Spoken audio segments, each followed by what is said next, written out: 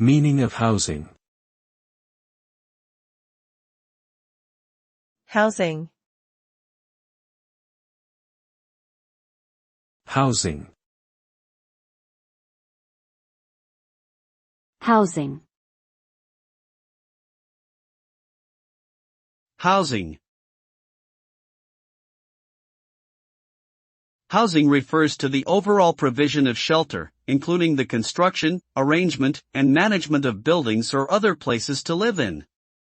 This encompasses a wide range of living situations, from single-family houses, to apartments, to communal living spaces. Adequate housing is considered a basic human right, but can be difficult to come by in some regions due to factors such as economic inequality, urbanization, and natural disasters. Adequate housing promotes physical and mental well-being, fosters social cohesion, and can help people feel secure and empowered in their communities.